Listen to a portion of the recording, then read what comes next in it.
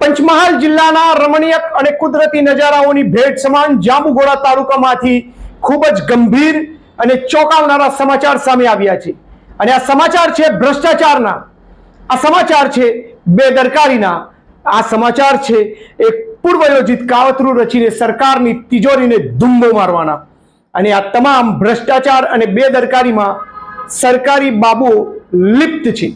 તો શું છે આ સમાચાર તેના પર વિગતવાર નજર કરીએ। નમસ્કાર, હું છું ઇસ્માઇલ જભા અને તમે જોવાનું શરૂ કરી દીધું છે ભ્રષ્ટાચાર અંગેના વિશેષ સમાચાર। પંચમહાલ જિલ્લાના જાંબુઘોડા પોલીસ મથકે 31/5/2024 ના રોજ એક ફરિયાદ નોંધવામાં આવી છે।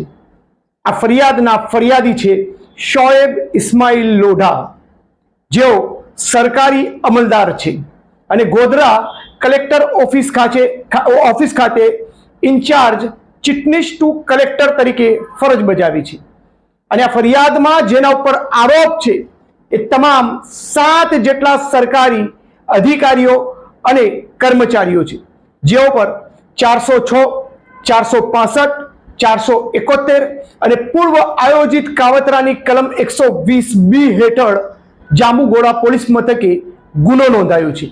તમે અત્યાર સુધી અવઢમાં હશો કે આખરે એક સરકારી અધિકારીએ અન્ય સરકારી અધિકારીઓ અને કર્મચારીઓ પર કેમ ફરિયાદ નોંધાવી। ફરિયાદ નોંધવાનું કારણ છે કે આ ફરિયાદના આરોપીઓએ રાજ્ય સેવક તરીકે ખોટું અને બનાવટી રેકર્ડ ઊભું કરી અને આ તમામ પુરાવાઓ ખોટા છે તેવું જાણવા છતાં પણ તેનો સાચા તરીકે ઉપયોગ કરીને સરકારને પ્રીમિયમ પાત્ર મિલકતોમાં નાણાકીય નુકસાન થાય તેવી રીતે પ્રીમિયમ ભર્યા વગર જમીનો બિનખેતી કરી છે। પોતાની સત્તા મર્યાદા બહારના બિનખેતી હુકમો કરીને સત્તાનો દુરુપયોગ કર્યો છે। આ ગુનામાં અનેક બીજા ખાનગી વ્યક્તિઓ જેઓ આ કાવતરામાં લિપ્ત છે। આખરે કયા સરકારી બાબુઓ પોલીસ ચોપડે ફરિયાદમાં નોંધાયા છે તેમના નામો અને હોદ્દા ઉપર નજર કરી।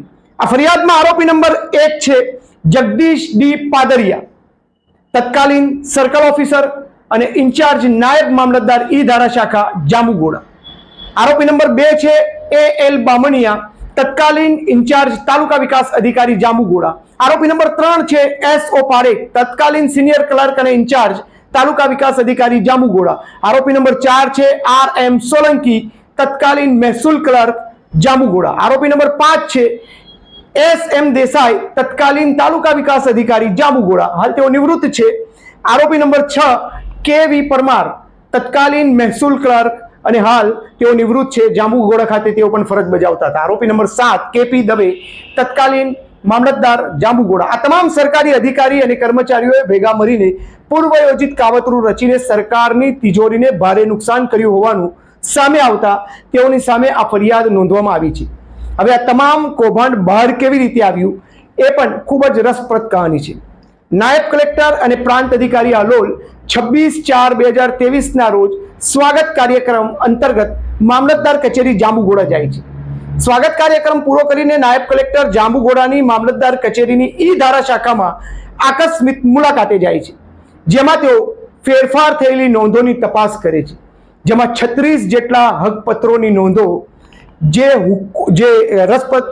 નોંધો છે જે હુકમના આધારે દાખલ કરવામાં આવી હતી તે શંકાસ્પદ જણાતા આ બાબતે જિલ્લા કલેક્ટરને પત્ર દ્વારા જાણ કરવામાં આવી અને પછી આ સમગ્ર કેસોને વિશેષ તપાસ ટીમ એટલે કે SIT ને સોંપવામાં આવ્યા છે, જે બાબતની ઝીણવટભરી તપાસ કરતા આ સમગ્ર કૌભાંડ બહાર આવ્યું છે અને આ કૌભાંડમાં લિપ્ત થયેલા તમામ સરકારી અધિકારી અને કર્મચારીઓ પર રીતસરની પોલીસ ફરિયાદ દાખલ કરવામાં આવી છે।